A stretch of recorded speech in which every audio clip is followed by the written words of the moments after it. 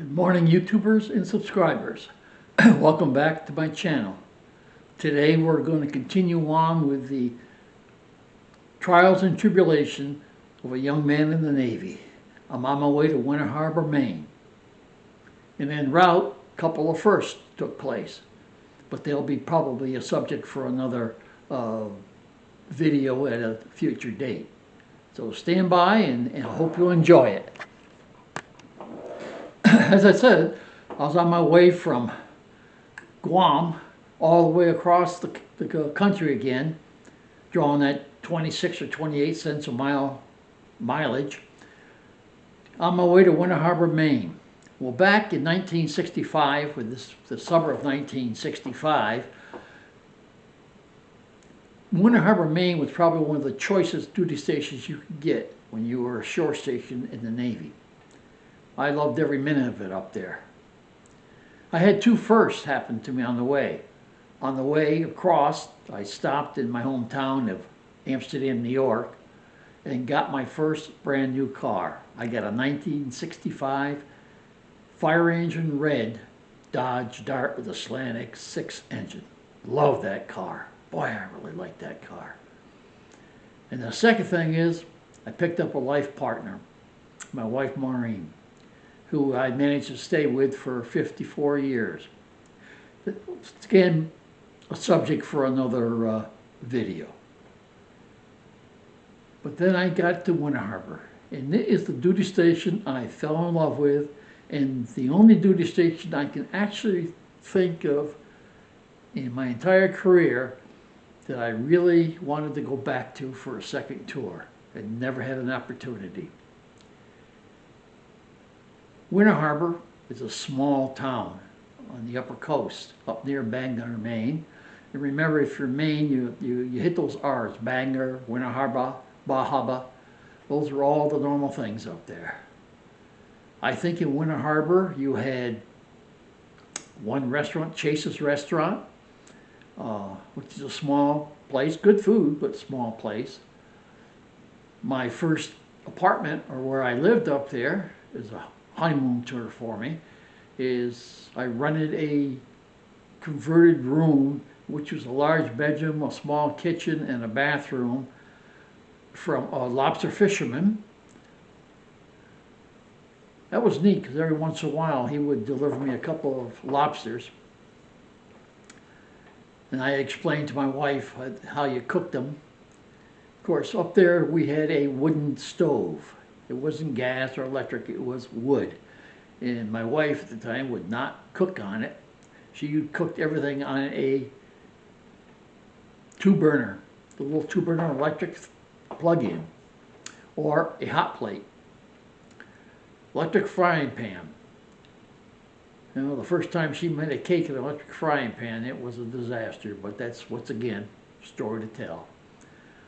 So I lived in Winter Harbor, and we take the road out to Scudic Point, because that's where the base was located. Gorgeous base, gorgeous place. And if you just passed the base, you went up to Scudic Point, where you could get on the cliff and watch the water come in. Like most sailors or youngsters, when I first got up there, I stood too close to the edge, and when the waves break in, they break over the top of those cliffs, and guess what? You get slightly wet. You learn after a while that when you had relatives come up, you sort of smile and let them go near the edge of the cliff while you stand back. You learned the first time. Also at night, you could sit there and watch the Blue Nose Ferry that would come over from Bangor on its way to Canada, and the Blue Nose would just steam right by us every night like clockwork. I lived on base. After we had been there for a while, I was at E5. I had a one-bedroom apartment in the old Rockefeller mansion.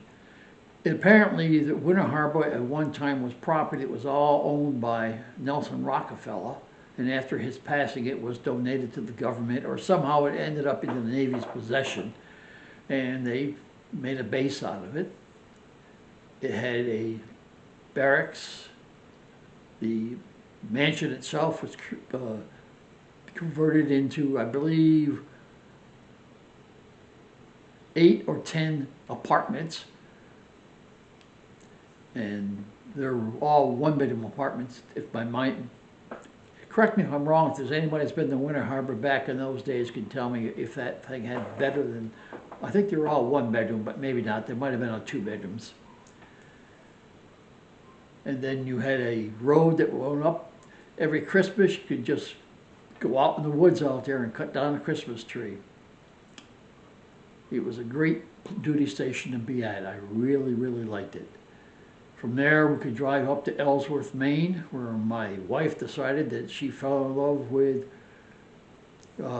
fried clams. There was a Howard Johnson up there. If you people remember Howard Johnson's, you could go in there and order a platter of fried clams, and it was big, humongous. God, what a place. We spent 2.5 years there in Winter Harbor.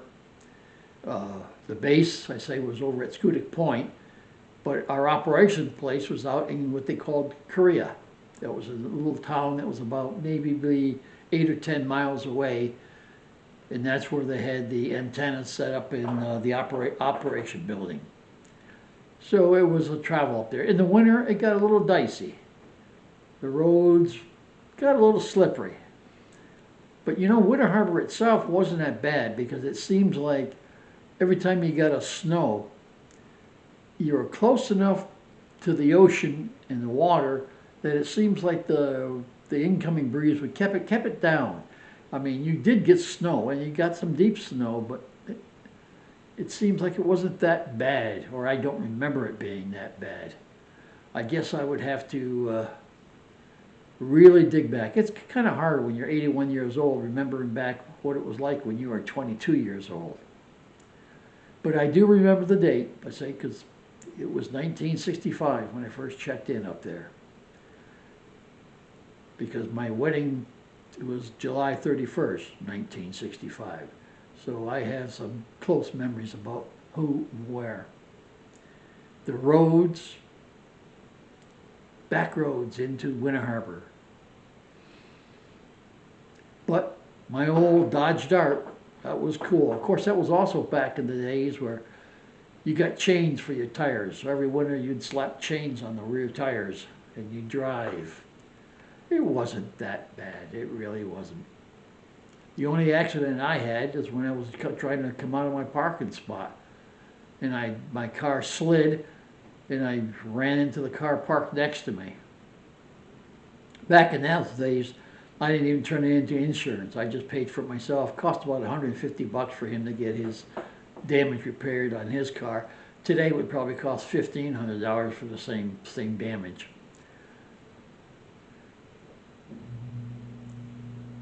Also in the barracks, in the apartment that my wife and I lived in, had a telephone, but you couldn't get a private line. Everything was a party line. God, days of old. Had to listen for your ring. But Maureen and I had a good time. My wife got pregnant.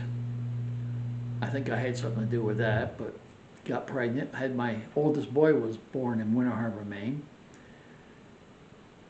And I guess my wife got even with me for getting her pregnant and put her in that condition, because I had tickets to see the Harlem Globetrotters, and that was the night she decided to go in labor. So I missed the Harlem Globetrotters, and I never did get to see them again live. Saw them on television, but never saw them live.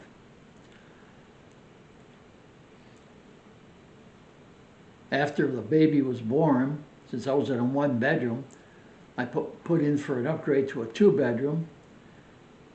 And actually they moved me down in the downtown in Winter Harbor, where they had Navy housing down there. Those houses were very nice houses, upstairs and downstairs. I got into a 3-bedroom down there. Of course, and at that time, the Navy was furnishing it. I didn't have anything of my own, but I did buy my first piece of furniture.